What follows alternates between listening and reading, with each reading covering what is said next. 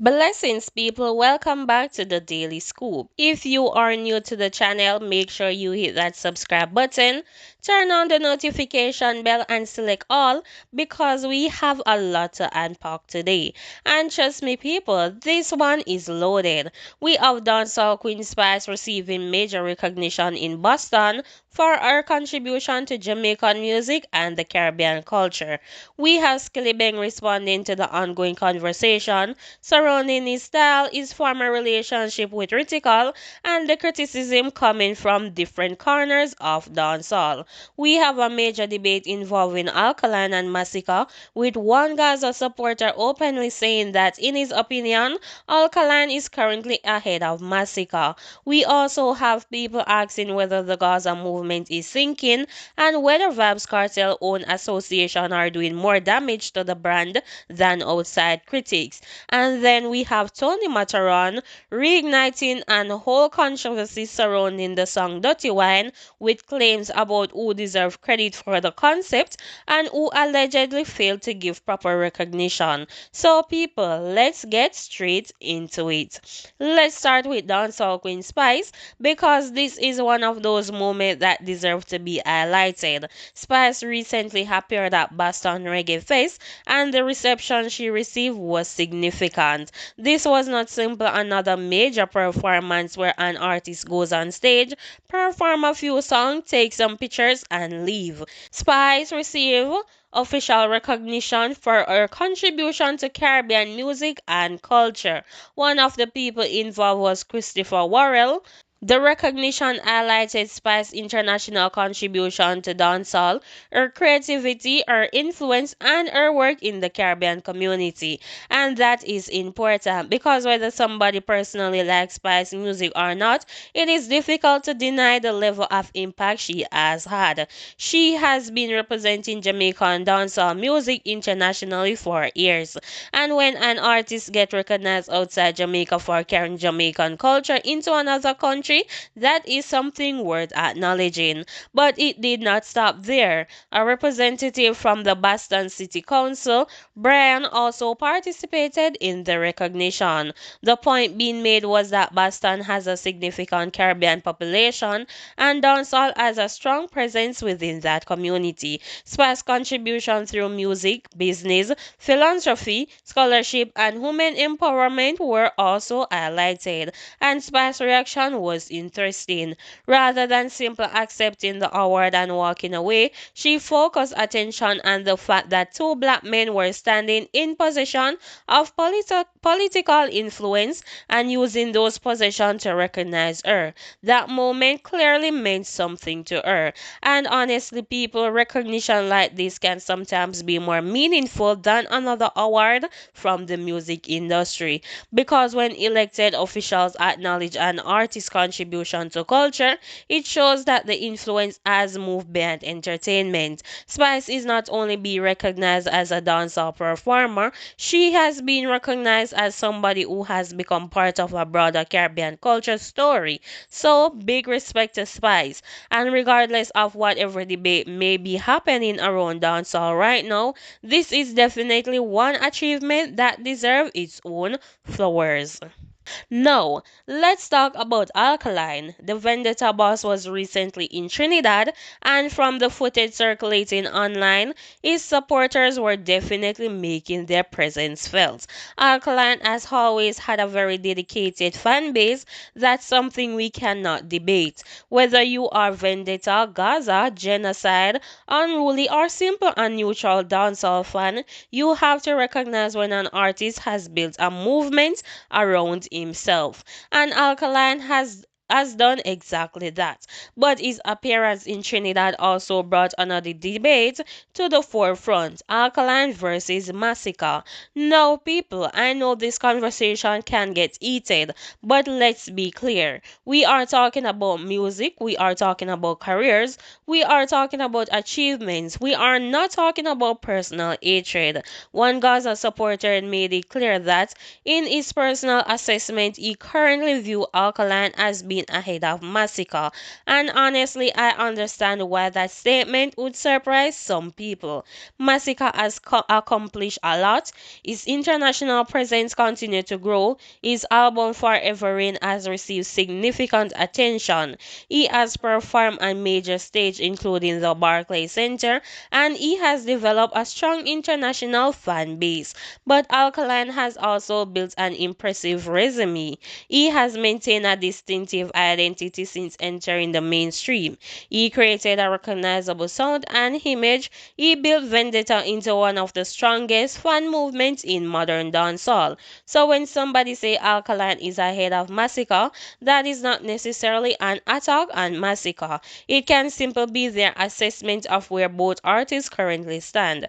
And I think that's where dancehall fans sometimes get confused. You can praise Alkaline without saying Masicka is garbage. You can praise Masicka without pretending Alkaline never accomplished anything. Both men have work, both men have fans, both have songs that have traveled internationally, and both have contributed to modern dancehall. The interesting part is that the debate is becoming more serious because Masicka is entering a period where his international profile is expanding. So the question becomes, can Masicka eventually surpass Alkaline in overall influence? That's a conversation we can have, but right now, everybody has their own scorecard. Now, we have to talk about Skillibeng because another debate has been following Skilly for some time now, and that debate concerned his sound, his flow, and the people who may have influenced him. One name that has repeatedly come up is Ritical. Skillibeng recently addressed that narrative and made it clear that he does not agree with the idea that Ritical created his style or that Ritical was responsible for his success. Skilly especially argued that his achievements speak for themselves, and he pointed to the recognition that accomplishment he has earned throughout his career. That's an important part of the conversation because influence in music is complicated. Two artists can have similarities without one necessarily copying the other. Sometimes artists come from the same environment, sometimes they listen to the same music, sometimes they develop similar flow naturally, and sometimes they're really influenced. But ultimately, the audience decide whether an artist has developed an identity of their own. Skilly has become internationally recognized. He has performed around the world. He has collaborated with major names, and regardless of what anybody think about his style, he has clearly created something that audience recognize. And the same thing, Ritical name continues to come up because of their history. The two artists were once associated closely, but their relationship eventually changed. And whenever artists who were once close become separated, people naturally start examining the past. Who influenced who helped who created what, who deserve credit? Those questions continue for years. But Skilly is basically saying that he stands on his own achievements, and that's where we leave that particular debate. Now, people, this takes us back to the ongoing situation involving Masicka and Skillibeng. Masicka lyrics and on a roll or the artist referenced in the discussion were interpreted by many fans as a subliminal shot at Skilly. The word princess became the center of the conversation, and Skilly's reaction suggests that he was not prepared to simply ignore it. The situation has created another layer in modern dancehall clash culture. But because once fans decide a lyrics is directed at somebody, the pressure begins. People start demanding a response. Then the other artist has decided, do I answer, do I ignore it, do I wait, or do I respond when the timing makes sense? And that is where the situation gets interesting. Some people believe Masicka should respond, others believe he should leave Skilly alone and focus on his career. Personally, I think the artist has to decide what makes the most sense strategically, because a clash can generate attention, but it can also become a distraction. And if you are building an international career, every move matters. Now, people, we have to close with something that has become a major talking point. Tony Matterhorn is once again discussing the history behind Dirty Wine, and this is not a brand new argument. According to Tony Matterhorn, the story surrounding the song and its development has been misunderstood for years. Matterhorn has pushed back against claims that he failed to give credit to the people involved. He has also argued that he played an important role in helping the song reach a wider audience.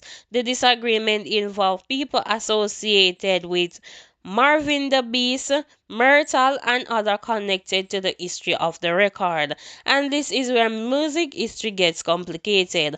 A song doesn't always become successful because of one person.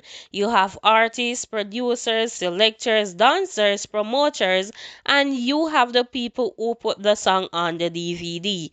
You can have the people who played it repeatedly in parties, then you have the audience, and all of those people can contribute to making a record successful. Tony Matterhorn's argument is that he and others play a major role in pushing Dirty Wine and creating the environment where the record became popular. He also disputed claims that he simply took somebody else's concept without acknowledging them. And because this happened many years ago, memories are obviously different. One person remember it one way, another person remember it another way, and 20 years later, social media gives everybody a microphone. That is why dancehall stories keep coming back. Somebody remembers something, they post it, another person respond, then another person respond to that response, and suddenly an event from 2 decades ago became today's biggest controversy. But here is a part I think is important. If the people involved have evidence, history, and documentation, then let the facts speak. Because accusation alone don't necessarily establish what happened. And we don't want to turn dancehall history into a competition over who can shout the loudest. So, people, today we covered quite a lot. Spice received major recognition in Boston is a big achievement. The situation in Trinidad and Tobago involving young dancehall artists shows why unity and opportunity are so important. Alkaline continue to command attention internationally, while the debate surrounding Alkaline and Masicka is clearly not going anywhere. Skillibeng has responded strongly to conversation surrounding his musical identity and his history with Ritical. The debate surrounding Masicka and Skillibeng is also continuing, especially after the Princess reference and the pressure for a response. Meanwhile, people are debating whether the Gaza movement is losing momentum, but I don't think we should be so quick to make that declaration. And finally, Tony Matterhorn renewed discussion surrounding Dirty Wine has reopened questions about credit, contribution, and dancehall history. But I want to hear from you. Do you believe Alkaline is currently ahead of Masicka? And what do you think about Spice receiving recognition in Boston? Drop your thought down below because I definitely want to hear what the Daily Scoop family think. Don't forget to like, share, and subscribe to the channel and turn on those notification bells so you don't miss the next upload. Until the next one, blessings, respect, and big up Jamaica.